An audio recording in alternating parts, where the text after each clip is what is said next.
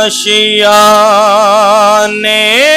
کی کیا بات ہے، آپ کے آستانے کی کیا بات ہے۔ اِسال ثواب صرف میں نہیں کرن آیا بلکہ تسی سارے احباب بھی آئے ہو، سارے اِسال ثواب واسطے آئے ہاں۔ اِسال ثواب کا مقصد یہ ہوتا ہے کہ اسی جس محفل پاک جا رہے ہیں اِسال ثواب کی محفل ہے، اور راجہ محمد ارشد مرحوم و مغفور بڑے پیارے بندے سن، اللہ کریم انہوں نے کامل بخشش فرمائے، اور اللہ دا گھر بنا کے گئے نے، اپنے واسطے صدقہ جاریہ بھی کر کے گئے۔ اللہ وہ صدقہ جاریہ ہمیشہ قائم اور دائم فرمائے اور آباد کرن دی توفیق عطا فرمائے۔ صرف یہ نہیں کہ پڑھن والا اِسال ثواب کرتا ہے، جڑے باقی احباب سارے آندے نے انہاں بھی اِسال ثواب کرنا ہوتا ہے۔ تہاڈا نال پڑھنا، سبحان اللہ کہنا، الحمدللہ کہنا، اللہ اکبر کہنا، یا نال جس طرح دے بھی کلمات تسی ادا کردے ہو، سارا ہی اِسال ثواب شمار ہوتا ہے۔ اس واسطے اگر تے تسی سارے اِسال ثواب واسطے آئے ہو، اسے نیت نال الحمدللہ سارے آئے ہیں، تے پھر مل کے کوئی زبان بھی خاموش نہ رہے، توجہ رکھ گے چند لمحے میری طرف اور مل کے پڑھو گے۔ حضور دے گھرانے دی گل ہے، حضور دے آشیانے دی گل ہے، مل کے آکھاں گے کرم کے آشیانے کی کیا ہے، آپ کے آستانے کی کیا بات ہے، کرم کے آشیانے کی کیا بات ہے، آپ کے آستانے کی کیا بات ہے۔ اور ایک گھر جو ملے شہر سرکار میں، ایک گھر جو ملے شہر سرکار میں، ایک گھر جو ملے شہر سرکار میں، پھر تو ایسے ٹھکانے کی کیا بات ہے۔ اللہ کرے تو ان سارے سمجھ آئے، پھر تو ایسے ٹھکانے کی کیا بات ہے، آپ کے آستانے کی کیا بات ہے۔ اس شیر تے جیڑا بندہ سبحان اللہ نہ بولیا من دکھ رہے گا، محبت نال سنیا جے ذرا۔ فاطمہ علی اور حسین و حسین، فاطمہ علی اور حسین و حسین، فاطمہ علی اور حسین و حسن، پنجتن کے گھرانے کی کیا بات ہے، پنجتن کے گھرانے کی کیا بات ہے، آپ کے آستانے کی کیا بات ہے۔ اور دعا کرو جدو آخری وقت آئے، نبی کریم صلی اللہ علیہ وسلم دا دیدار ہو جائے، موت بھی آ چکی ہوئے تو دو سرکار دا دیدار ہو رہا ہوئے، شاعر کہندا ہے وقت آخر بھی ہے وہ بھی ہے سامنے وقت آخر بھی ہے وہ بھی ہے سامنے، وقت آخر بھی ہے وہ بھی ہے سامنے، اے قضا تیرے آنے کی کیا بات ہے، اے قضا تیرے آنے کی کیا بات ہے، آپ کے آستانے کی کیا بات ہے، کرم کے آشیانے کی کیا بات ہے، آپ کے آستانے کی کیا بات ہے۔ آخری بندے تک ایک باری بول چھڑو ذرا سبحان اللہ، اِسالِ ثواب شمار ہو جائے، مل کے آنکھو ذرا سبحان اللہ۔ اِسالِ ثواب کی محفل میں ہم سارے حاضر ہیں، وقت اتنا نہیں ہے، 12:30 بجے کا مجھے ٹائم دیا گیا تھا، لیکن 10 منٹ پھر بھی میرے کاٹ لیے گئے، لیکن کوئی بات نہیں، میں اپنے اس وقت کے اندر ہی انشاءاللہ اپنی گفتگو کو اختتام پذیر کروں گا۔ میری دعا ہے اللہ کریم میری زبان پہ کلمۃ الحق جاری فرمائے اور مجھ کو اور آپ کو اس پہ سن سنا کے عمل کرنے کی بھی توفیق عطا فرمائے۔ راجہ مسرت صاحب، راجہ افتخار صاحب اور راجہ عادل صاحب، راجہ عادل صاحب کے والد محترم اور راجہ مسرت اور راجہ افتخار صاحب کے بھائی جان راجہ محمد ارشد مرحوم و مغفور، آج ہم سارے ان کی روح کو ایصال ثواب پیش کرنے کے لیے اکٹھے ہوئے ہیں۔ میری دعا ہے اللہ کریم اپنے پیارے محبوب علیہ الصلوۃ والسلام کا صدقہ، سیدہ کائنات کی چادر تطہیر کا صدقہ، ان کے تمام صغیرہ کبیرہ گناہوں کو معاف فرمائے، جنت الفردوس میں اعلیٰ عرفہ مقام عطا فرمائے۔ سورہ شمس 30واں پارہ 2 آیتیں مقصہ تلاوت کرنے کا شرف حاصل کیا ہے، جس میں اللہ کریم نے فرمایا قد افلح من زکاہا، بے شک کامیاب ہو گیا وہ شخص جس نے اپنے نفس کو گناہوں سے پاک کر لیا۔ آپ کی توجہ ہے میری طرف؟ بے شک وہ شخص کامیاب ہو گیا جس نے اپنے نفس کو گناہوں سے پاک کر لیا۔ وَقَدْ خَابَ مَنْ دَسَّاهَا، اور نامراد ہوا وہ شخص جس نے اپنے نفس کو گناہوں پر لگا دیا۔ اللہ کریم نے قرآن کریم میں جو پسندیدگی کا معیار بیان فرمایا ہے، انسان کے ظاہر پر بھی بات کی ہے، انسان کے باطن پر بھی بات کی۔ ایک انسان ہے ظاہری طور پر اچھا کپڑا پہنتا ہے، نفیس طبیعت کا ہے، اپنے وجود پر خوشبو لگاتا ہے، تو اسلام اسے منع نہیں کرتا، بلکہ حضور فرماتے ہیں اللہ خود جمیل ہے اور خوبصورتی کو پسند فرماتا ہے۔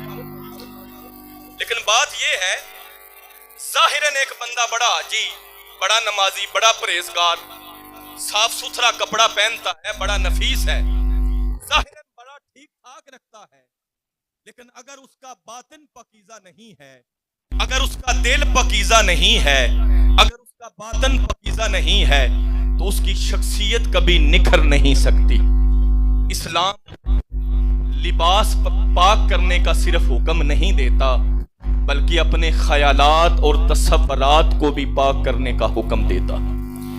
رسول اللہ صلی اللہ تعالیٰ علیہ وسلم کی جو تعلیمات ہیں، بڑی مہربانی آپ بڑی توجہ رکھتے ہوئے سماعت کر رہے ہیں، رسول اللہ صلی اللہ تعالیٰ علیہ وسلم کی جو تعلیمات ہیں، ان تعلیمات میں سب سے زیادہ زور جو ہے وہ دل کی پاکیزگی پر دیا گیا ہے، اس لیے کہ اگر دل ہی پاکیزہ نہ ہو تو زبان کی پاکیزگی کسی کام نہیں آئے گی، اور اگر دل پاکیزہ ہوا، باطن پاکیزہ ہوا، تو پھر ظاہری عمل کے راستے آسان ہو جائیں گے۔ لیکن اگر باطن میں کھوٹ ہو، اور جو بندہ 2 کشتیوں کا سوار ہوتا ہے وہ تو ویسے ہی ڈوب جاتا ہے۔ میرے اعلیٰ حضرت سرکار سے کسی بندے نے سوال کیا حضور میں محبت کا رشتہ قائم کرتا ہوں تو بڑی جلدی ختم ہو جاتا ہے، بڑی جلدی ٹوٹ جاتا ہے۔ تو سرکار اعلیٰ حضرت فرمانے لگے دل سے رشتہ قائم کر کے دیکھ، تو صرف جسم کا رشتہ قائم کرتا ہے، دل کا رشتہ قائم نہیں کرتا، اس لیے کہ جو دل کا رشتہ ہوتا ہے وہ قیامت کی صبح تک قائم رہتا ہے۔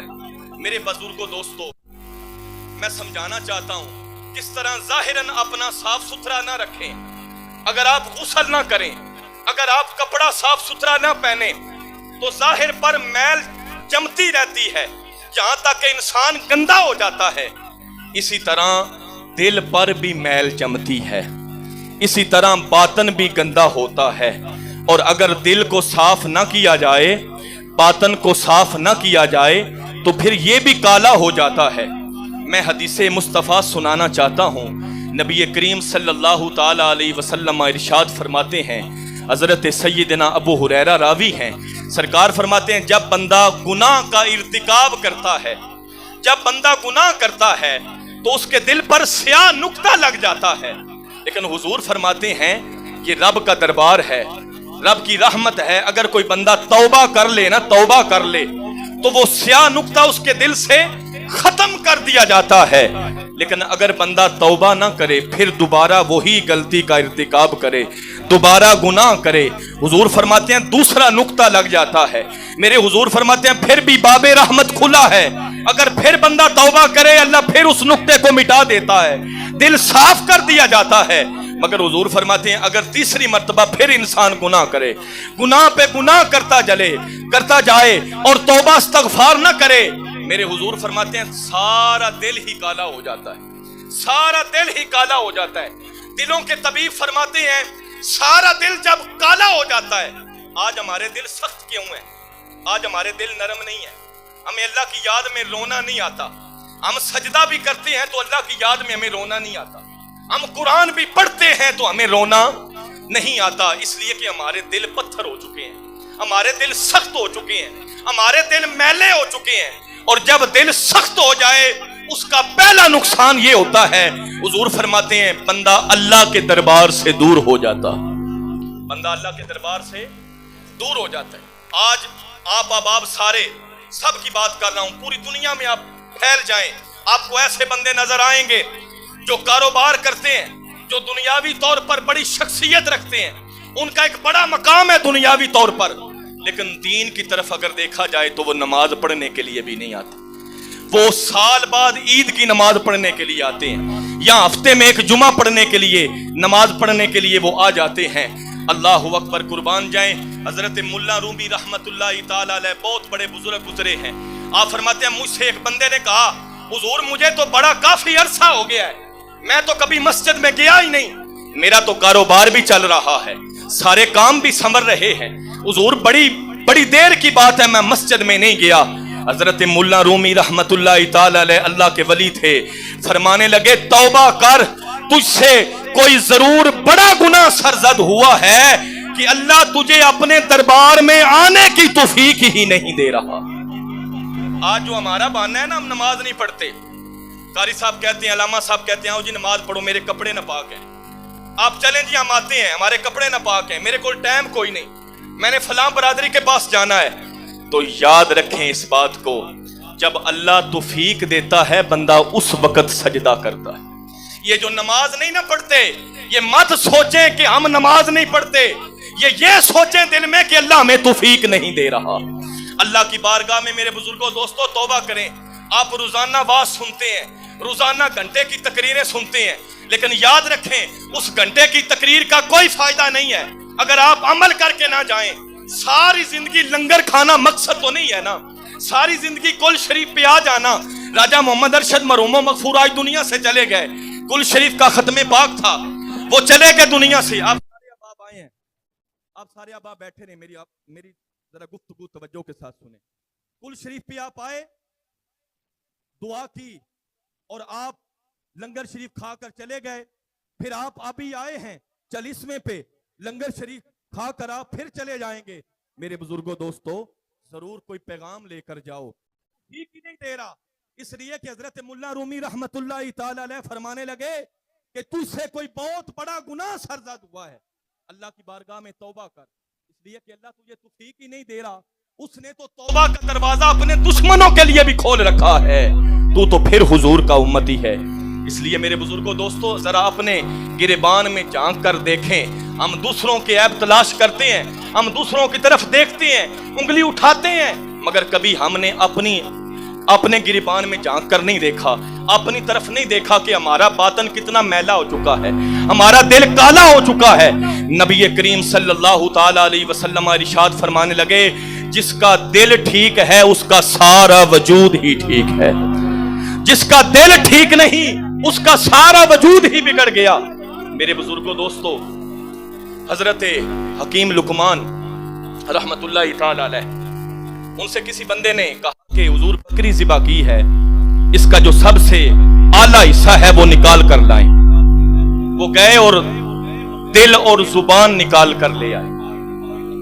جب نکال کر لائے تو بندے نے کہا حضور دوسری بکری بھی ذبح کی ہے، اس سے کو جو سب سے برا حصہ ہے وہ نکال کر لائیں۔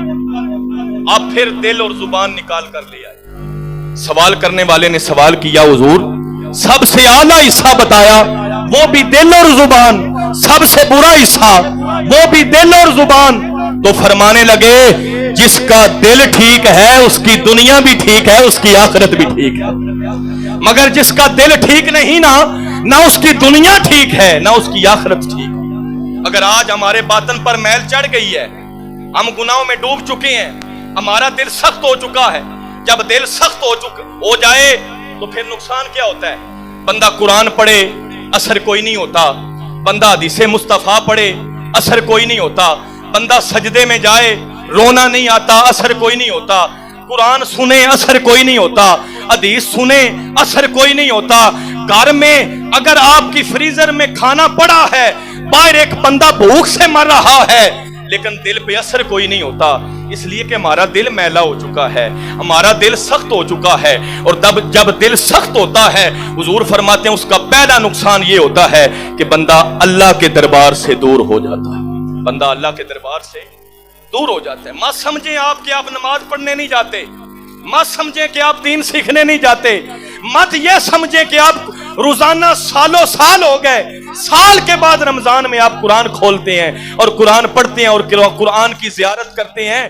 میرے بزرگوں دوستو، ہمیں توبہ کرنی چاہیے، اس لیے کہ اگر اللہ سجدے کی توفیق دیتا ہے، اس کی توفیق سے ہی پھر ہم سجدہ ادا کرتے ہیں، اس کی توفیق سے ہی بندہ مسجد میں جاتا ہے، اس کی توفیق سے ہی بندہ قرآن کھول کے پڑھتا ہے، اس کی توفیق سے ہی بندہ دین پہ عمل پیرا ہوتا ہے۔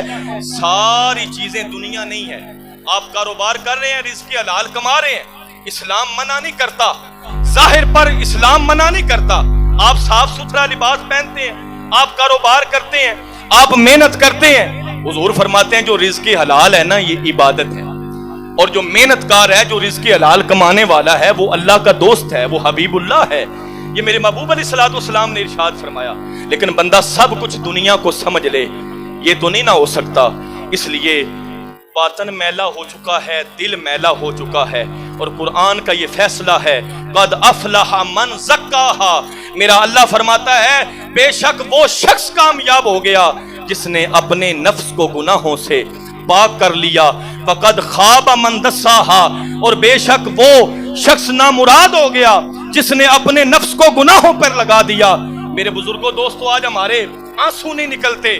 کیا ماجرا تھا کہ میرے محبوب علیہ الصلوۃ والسلام کی خدمت میں ایک یہودی بچہ جو ہے وہ خدمت کرتا ہے، میرے محبوب علیہ الصلوۃ والسلام مسجد نبوی کے اندر نماز پڑھانے کے لیے جاتے ہیں، وہ آپ کے نلین مبارک سیدھے کرتا ہے، وہ آپ کے نلین مبارک سیدھے کرتا ہے۔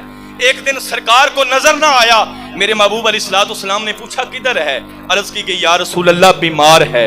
میرے محبوب علیہ الصلوۃ والسلام اس کی عیادت کرنے کے لیے گئے، عیادت کرنے کے لیے گئے، چار پائی پر پڑا تھا، میرے محبوب علیہ الصلوۃ والسلام نے اسے اسلام کی دعوت دے دی، فرمایا کلمہ پڑھ کے مسلمان ہو جا۔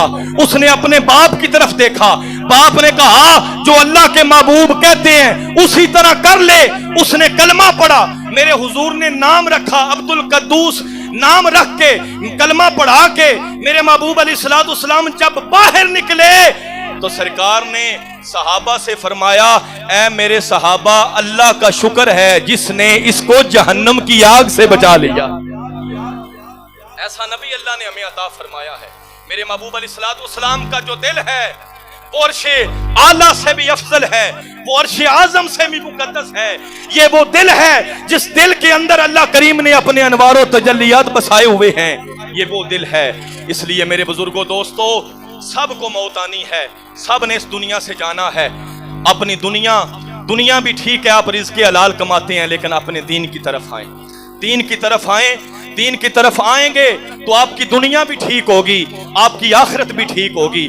اگر باطن میلا ہوا, اگر دل سخت ہوا, دل کالا ہوا, تو پھر یاد رکھیں آپ کی زبان پر بھی پاکیزگی نہیں آئے گی, آپ کی شخصیت بھی کبھی نکھر نہیں سکے گی.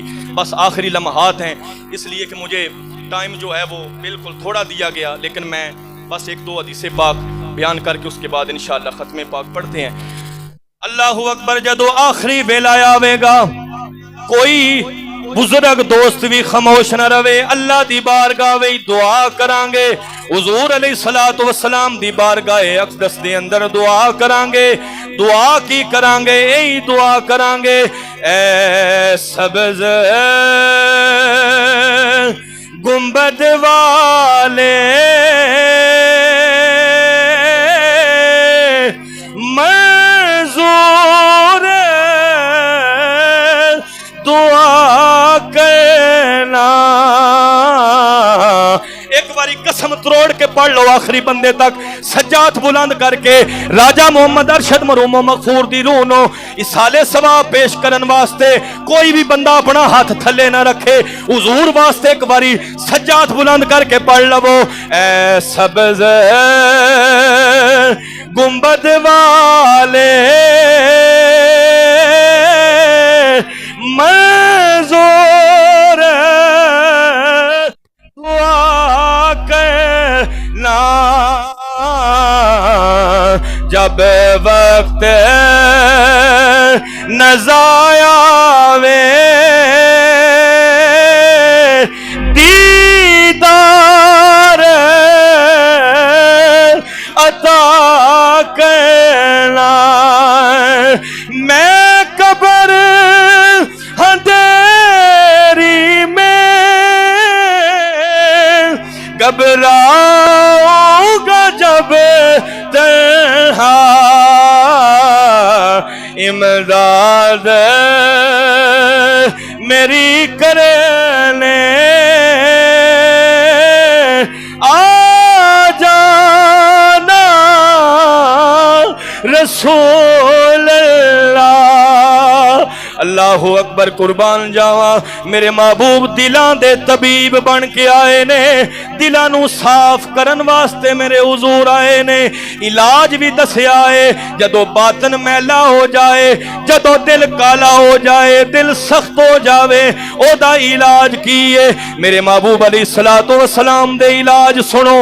زمانے دے طبیب نے علاج دسے نے, فرمایا اللہ دا ذکر کثرت نال کریا جے, الا بذکر اللہ تطمئن القلوب. اللہ دا ذکر کثرت نال کرو گے تو آٹا دل اللہ نرم فرما دے گا. دوسرا علاج میرے محبوب علیہ الصلوۃ والسلام ارشاد فرمان لگے کہ قرآن دی تلاوت کرے آجے. اس واسطے قرآن مومنین واسطے رحمت بھی ہے, شفا بھی ہے. وَنُنَزِّلُ مِنَ الْقُرْآنِ مَا هُوَ شِفَاءٌ وَرَحْمَةٌ لِّلْمُؤْمِنِينَ. قرآن دی تلاوت کرے آجے. جڑے قرآن نہیں پڑھے ہوئے اور روزانہ عمل کرو, قرآن کھول کے قرآن دی زیارت کیتا کرو, قرآن نو چم کے اکھاں نال لایا کرو. جڑے قرآن پڑھے ہو اور روزانہ قرآن دی تلاوت کیتا کرو. تیسرا علاج میرے محبوب علیہ الصلوۃ والسلام نے فرمایا موت نو کثرت نال یاد کیتا کرو, موت نو کثرت نال یاد کریا کرو. اج ساڈا بھرا ساڈے تو جدا ہو گیا ہے, ساڈا والد دنیا تو چلا گیا ہے, ساڈی ماں دنیا تو چلی گئی ہے. ایک وقت آوے گا اساں بھی دنیا تے نہیں رہنا. چوتھا علاج میرے محبوب علیہ الصلوۃ والسلام نے ارشاد فرمایا کہ اللہ سخت دل نو نرم فرما دے گا. فرمایا جدو یتیم ملے یتیم دے سر تے شفقت نال ہاتھ پھیر کے اس نے سینے نال لایا جے اللہ تہاڈا دل نرم فرما دے گا، اللہ تہاڈا دل نرم فرمائے۔